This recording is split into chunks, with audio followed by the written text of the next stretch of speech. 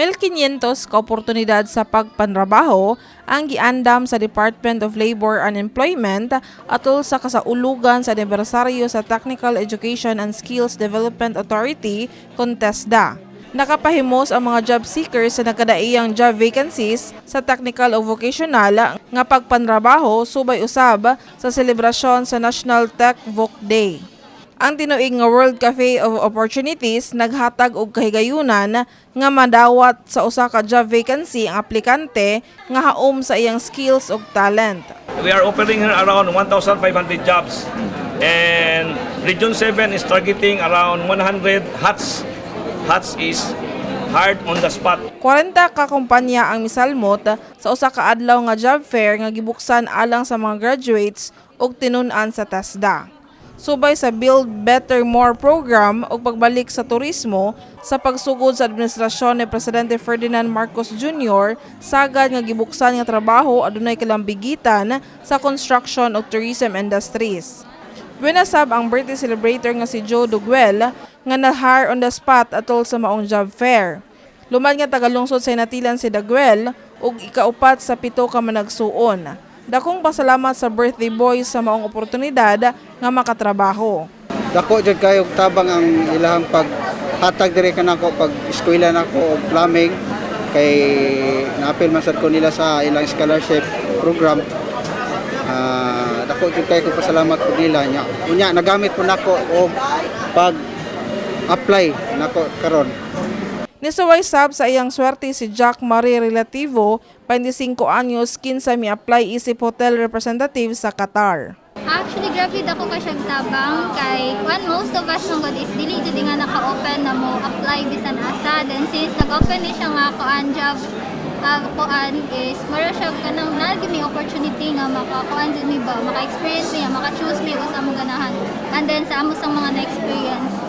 Gawas sa mga job opportunities, ang Department of Science and Technology, kundi DOST-7, nihatag sab og libre nga skills enhancement alang sa buot nga isa ka ngadto sa next level ang ilang kaalam. Mohatag tag mga enhancement trainings that can also improve their skills, especially sa standard and quality.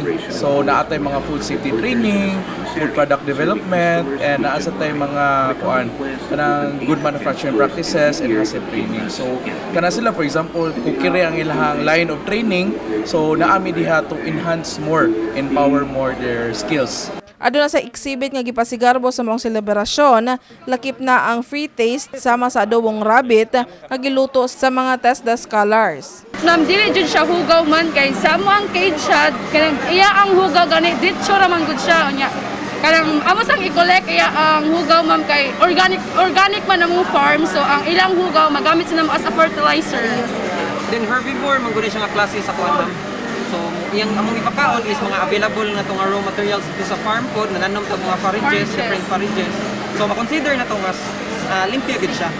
Ano ni ka magpuan sa inyo hang hunahuna nga magpuan o pagkaon nga gamit ang rabbit? Sige, about AESF, ikaw. Bitaw, since na familiar naman ta sa American Swine Fever. So mo to siya ni-undergo og mga test, mo to gi-release sa DOH nga amo sang nasayran nga ang mas nindot jud ang rabbit meat nga i-substitute sa meat or sa pork. Aduna say actual demonstration sa pag-operate sa backhoe nga maoy in demand nga trabaho sa abroad. But unfortunately ang kan sa operator mo ma'am, mo graduate sa mong course dili kini sa ingon nga expert na dayon. Kasi na doktor, engineer, di na expert. Amo na among sa among kuan, sa among mga student among kuan. At least you know the basic operation, safety operation sa equipment, kay mo man among ihatag sila ha. Tudloan gyud sila, sige sakto ba? Ning expertise need nga mag-GT pa na sila ma'am. That's why namin mga industry partner just like Gibutyag na Central Visayas Dole OIC Regional Director Lilia Estreliore nga ana-ana sa 7% na lang ang unemployment rate ug naginaot siya nga muus-us pa kini kun matagan og oportunidad sa pagpanrabaho ang mga naapektuhan nga trabahante atol sa pandemic.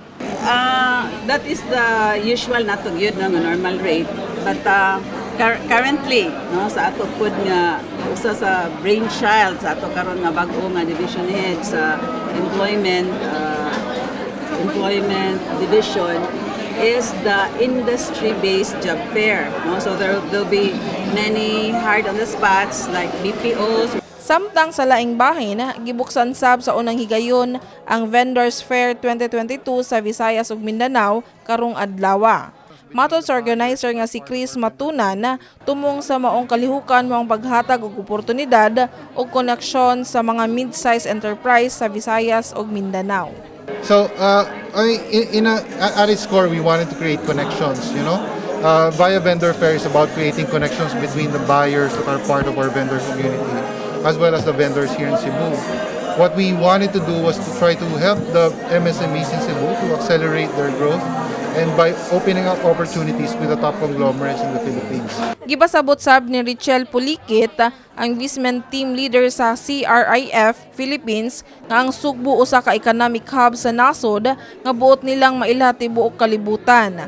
Gatusan ka mid-size enterprise business ang naa sa Visayas ug Mindanao. Goal gyud namo din ana is to help them out to support the Visayas and Mindanao to bridge the connection and build that relationship sa atong mga Visayas and Mindanao nga mga companies and give them this opportunity to really accelerate ang ilang mga businesses. Alang sa mga negosyante o suppliers, ang mga kalihukan sama niini dako og ikatabang alang sa paglambo sa ilang negosyo. Yeah, this particular event has been a really huge help to our business because it's really buyers and sellers coming together within one venue. And so being here has really given us the opportunity to network with not only the buyers but also the sellers. Within the Visayas and Mindanao area. Yes, because this event help us join sa mga event na open for we can look for possible suppliers, possible sales lead. So far this morning okay naman. Kini si Shariza Miuy alang sa My TV Cebu.